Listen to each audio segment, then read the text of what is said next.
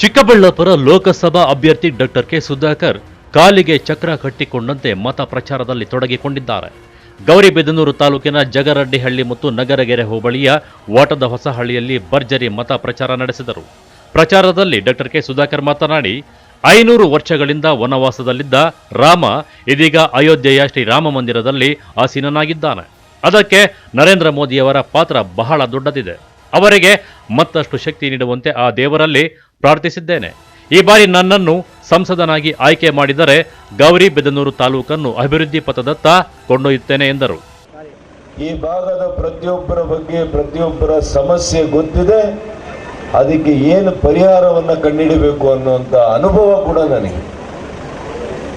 ಇವತ್ತು ನಾನು ಸಂಸದನಾದ ಮೇಲೆ ಮಾನ್ಯ ನರೇಂದ್ರ ಮೋದಿಯವರ NDA ಕೂಟದಲ್ಲಿ ನಾನು ಒಬ್ಬ ಸದಸ್ಯನಿರ್ತೇನೆ, ಆಡಳಿತ ಪಕ್ಷದ ಸದಸ್ಯನಿರ್ತೇನೆ. ಆಗ ಹೆಚ್ಚಿನ ಅನುದಾನ ಬಂದು ಚಿಕ್ಕಬಳ್ಳಾಪುರ ಲೋಕಸಭೆ ಅಭಿವೃದ್ಧಿ ಆಗ್ತದೆ. ಅಭಿವೃದ್ಧಿ ಆಗ್ಬೇಕಾ ಬೇಡವಾ? ಗೌರಿಬಿದನೂರು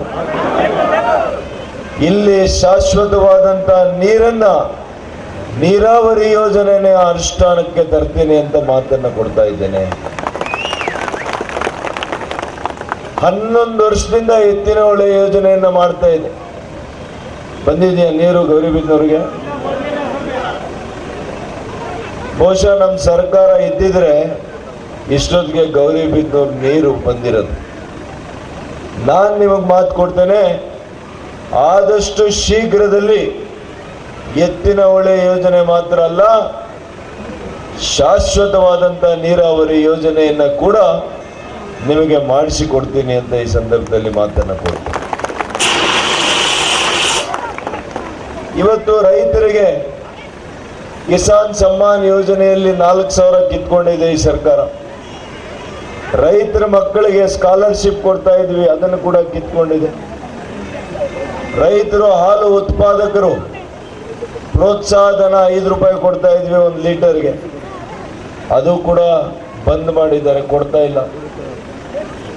ಇವತ್ತು ನಗರ ಪ್ರದೇಶದಲ್ಲಿ ಎಷ್ಟು ಮನೆ ಕಟ್ಸಿದ್ದಾರೆ. ಇವತ್ತು ಬಡವರಿಗೆ ಎಷ್ಟು ಸೈಟ್ ಕೊಟ್ಟಿದ್ದಾರೆ ಈ ಸರ್ಕಾರ? ಕೊಟ್ಟಿದ್ಯಾ?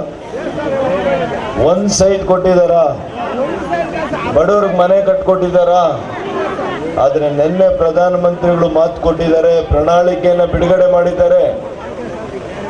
ಮುಂದಿನ 5 ವರ್ಷದಲ್ಲಿ ಈ ದೇಶದಲ್ಲಿ 3 ಕೋಟಿ ಬಡವರಿಗೆ ಉಚಿತವಾದಂತ ಮನೆಗಳನ್ನ, ಗುಣಮಟ್ಟದ ಮನೆಗಳನ್ನ ಕಟ್ಟಿಸಿಕೊಡ್ತೇನೆ ಅಂತ ಹೇಳಿದ್ದಾರೆ.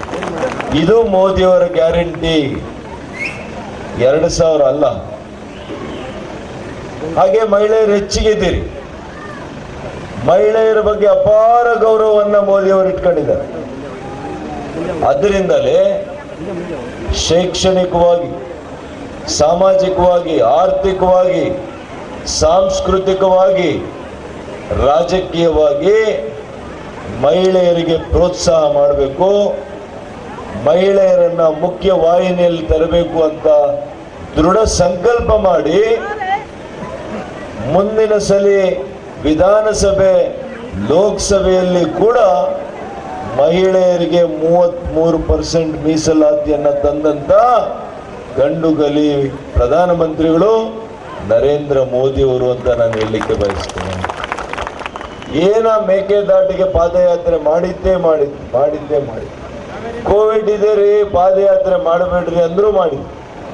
3 ತಿಂಗಳಲ್ಲಿ ತಂದ್ಬಿಡ್ತೀವಿ ಮೇಕೆದಾಟು ಅಂತ. ಎಲ್ಲಪ್ಪ ನಿಮ್ ಮೇಕೆನೂ ಇಲ್ಲ, ದಾಟು ಇಲ್ಲ. ಮೇಕೆ ಇದೆಯಾ? ಮೇಕೆ ತಿನ್ಕೊಂಡು ಆರಾಮದವ್ರಷ್ಟೇ ಇವರು. ಮೇಕೆ ದಾಟನ ಮರ್ತೋಗವ್ರು. ದೇಶದ ತಾಯಂದರು, ಸಹೋದರಿಯರು, ನನ್ನ ಸ್ವತ್ತು, ಈ ದೇಶದ ಸ್ವತ್ತು ನನ್ನ ಸಹೋದರಿಯರು ಅನ್ನುವಂಥ ಜವಾಬ್ದಾರಿಯಿಂದ ನಾನು ಕೊಟ್ಟಿದ್ದೀನಿ, ಒಬ್ಬ ಸೇವಕನಾಗಿ ಕೊಟ್ಟಿದ್ದೀನಿ ಅಂತ ಹೇಳಿದ್ದಾರೆ. ಬಿಟ್ರೆ ಇವ್ರ ರೀತಿಯಲ್ಲಿ ಇಚ್ಚಿಂದಾನೆ ಅನ್ನ ಭಾಗ್ಯ ಕೊಟ್ಟೆ ತಿನ್ನೋ ಅನ್ನ ಕೂಡ ಅರಗಲ್ಲ, ಅದು ತಿನ್ನೋದು ಕೂಡ ಅರಗಲ್ಲ. ಇವ್ರು ಹೇಳಿರೋ ಅಷ್ಟು ಸಲ ಹೇಳಿದ್ದಾರೆ.